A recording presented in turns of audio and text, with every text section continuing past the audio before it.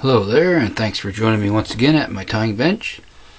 And the fly I'm going to tell you this time around is a variant of the ever popular Copper John.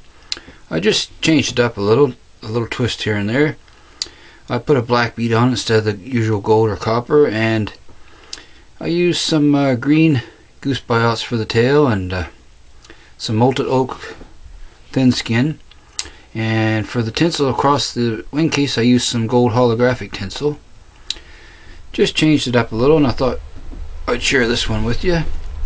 So we'll go ahead and get this guy the vise, a fresh hook in, and I'll get started here. Okay, the hook is a Mustad 3906B nymph butt fly hook, and I'm going to use a size 10 here.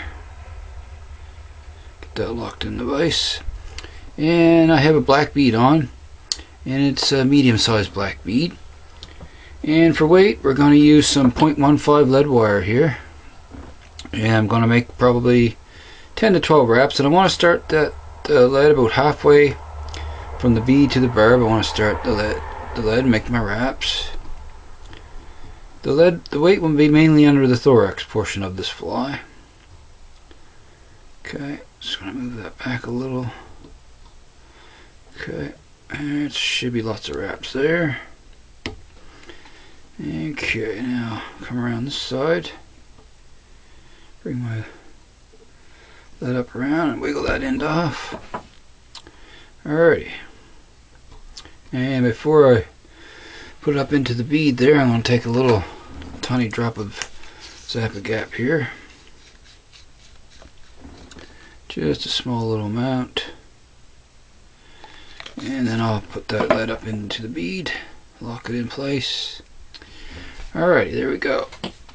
Okay, so for thread, today I'm using Danvilles 6/0 black. So we'll start our thread right behind our lead here. And we'll start to build a little thread dam. Just like so. And I'll jump up on the lead. And make a few cross wraps back and forth. Do that a couple times, and that lead is secured in there nice and snug. Now we'll come back to almost where the barb is there, where I want to attach my tail. Snip off our tag end. Okay, so I have two green goose biots here, and I'm just going to put them together so they're splayed out here. Okay, so they have that natural splay to them there, and I'm going to place those a little bit longer than the hook gap. Place those on, tie them in with a pinch wrap. Okay. Okay, those look fine. They're split good there. That looks good. Alright, now we'll wrap those up to their behind the lead. So I'll snip these off here, those ends of the biots, and then we'll wrap those up as well. Now, the abdomen of this nymph is the copper wire. I want to get a nice smooth thread base going here to wrap that. It'll wrap on much smoother, hopefully. And we'll just work on that here and build it up a little, just to keep that taper going. Alrighty, that should be fine. Yeah. Okay. Just like so. Now, for wire, I'm using some UTC copper and small. I'm using a small size for this guy. So I have a piece here. And I'm going to try to tie that in so it goes down around the underside of the hook on the bottom there. Is where I want it. Just like so. Alright, that looks pretty good right there. And the key to these wrapping this wire is to, like I said, try to keep your thread base smooth as you possibly can. It'll make it a little bit easier to wrap on. And we'll just proceed up with that. And I'm going to come back again and then forward once again. Alrighty, that should be fine right there. Let's check that. That looks pretty good right there. Okay. And as you know, when you wrap the body, try to keep your thread wraps, touching wraps as you go. I mean, you're bound to get a gap in the wire once in a while, but as long as it's nothing too major, it's no big deal, I don't think. Okay, I just got my vise turned on the side here. I find it a little easier sometimes to wrap that way until I get things started. Alright. And sometimes if you notice you're getting a little gap, I'll just take my thumbnail and push back. Just push back on the lead there, and that'll jam that in close together again. Just like so. We'll keep working up here. Get this wrapped on for our abdomen here. And push those wraps back so they're touching one another. Alright. It looks pretty good. It's not, they're not perfect, but the wraps are, I'm just going to back that off there. I got one pretty good size gap there I didn't notice, so we're going to just back it off. Just like so. There we go. That's better. Alrighty.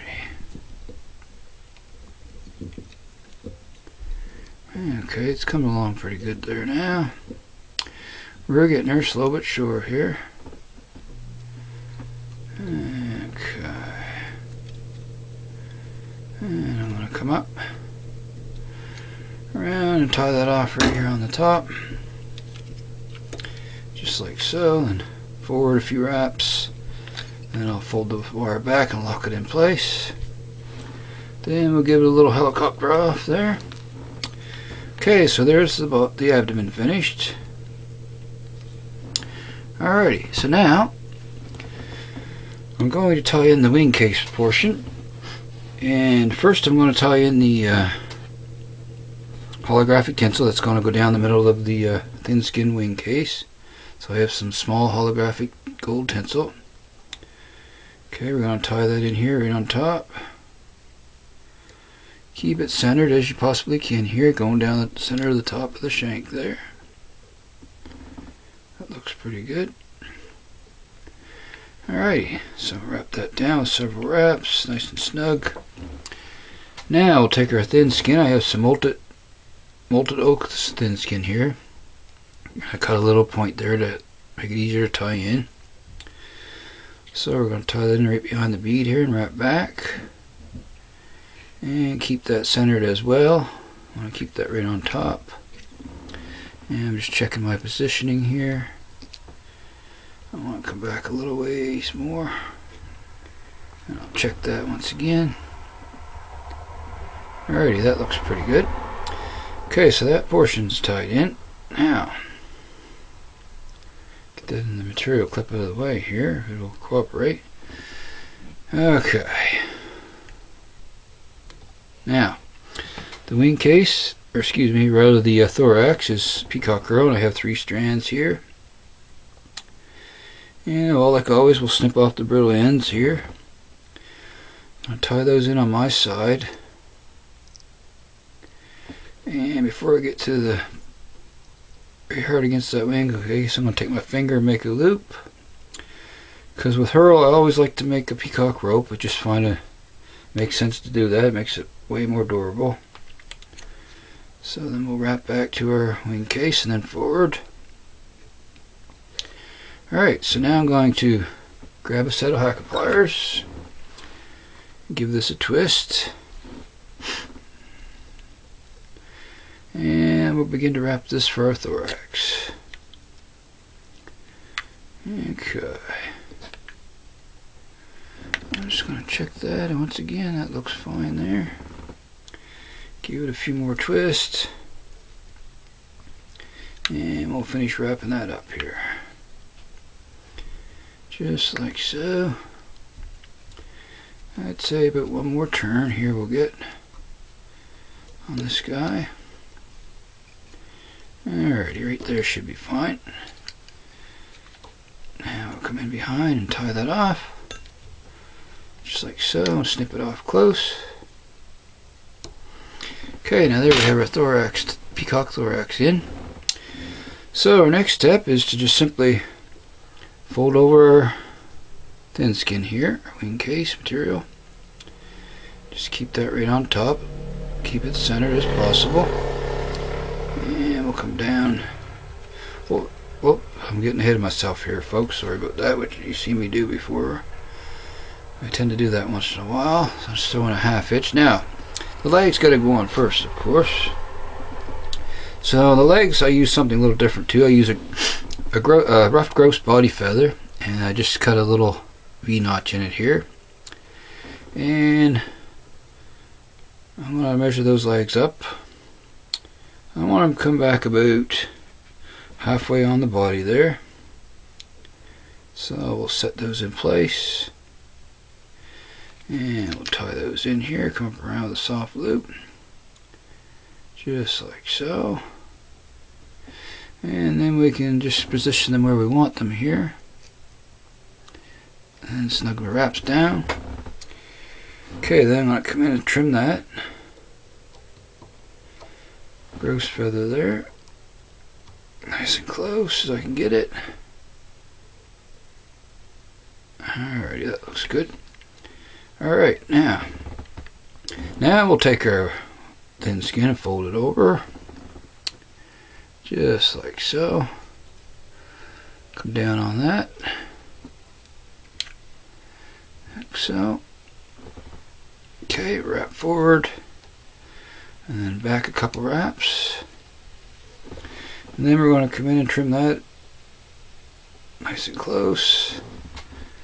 Alright, I'm going to come in this side here and trim it as well. Alright, there we go. Okay, so we got one last step here. Take our holographic tinsel here, and we're going to fold that over so it goes right down the center of the thin skin. I want that going right down the center there.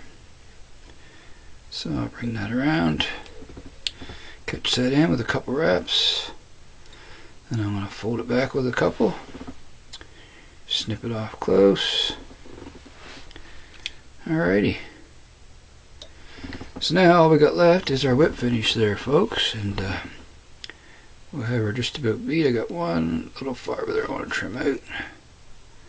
There we have it. Okay, so now I'll come in my whip finisher here, and we'll get a whip finish on this guy. If I can get it to cooperate with me.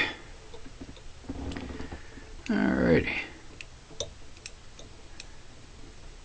Okay, there we go. Snug it down tight. Snip off the excess there. Okay, so there's the tying, pretty well the tying portion. We're just going to coat our wing case with some UV resin now. Okay, it's looking pretty good. Looks good to me. Alrighty. So I got some Solaris, or excuse me, rather some Loon Outdoors UV thin formula here, and I'm going to take some of that. Usually 2 coats, and we'll come in first and put one on here. Just like so. Go over the thread wraps a little bit there as well. Okay, give that a little turn here. And I'm going to zap that with the light. Secure that up good. Okay. And we'll give it one more coat there.